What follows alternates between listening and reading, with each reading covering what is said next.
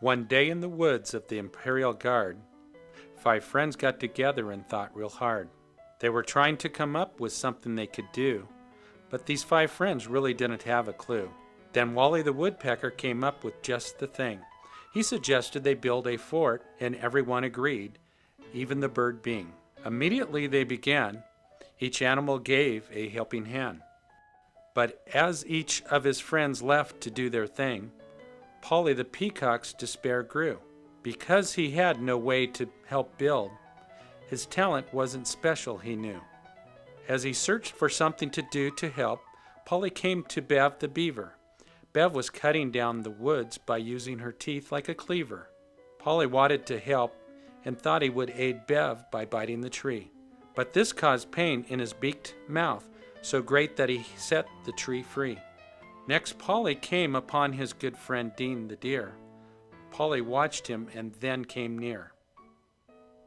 In Dean's antlers he carried the chopped wood. Polly thought if he could help carry wood, it would be good. Polly asked Dean to help him get the wood up on his back. But under the heavy weight of the lumber he found strength did he lack.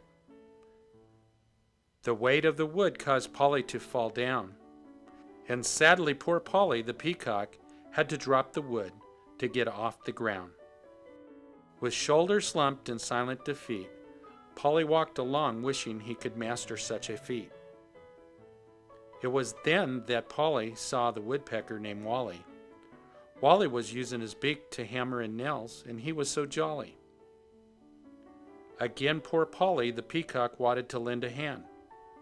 Polly walked over to the fort's land.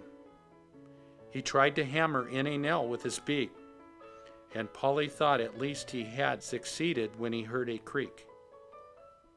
He jumped in pain as his beak smashed and hurt. Polly fell back in shock and sat in the dirt. Just as Polly was giving up being able to do anything, Polly saw his good friend the bird Bing. Bing was flying around gathering thatch for the roof. Polly tried to do the same, but fell to the ground with a poof. When poor Polly the Peacock finally stood again with a yelp, the fort was completed without his help. He had so wanted to contribute that he sighed in pain. He tried chopping, hauling, hammering, and gathering with nothing to gain. Poor Polly the Peacock lowered his head as his friends exclaimed in wonder. But now who's going to watch it all day? Bev asked, and they all began to ponder. We need someone to watch the fort, but who could it be? Wally asked. I've got it, Polly exclaimed, and for a moment left them in anticipation in which he basked. You see, I just remembered what I could do, Polly said, as he opened his wonderful tail, showing the vivid eyes behind his head.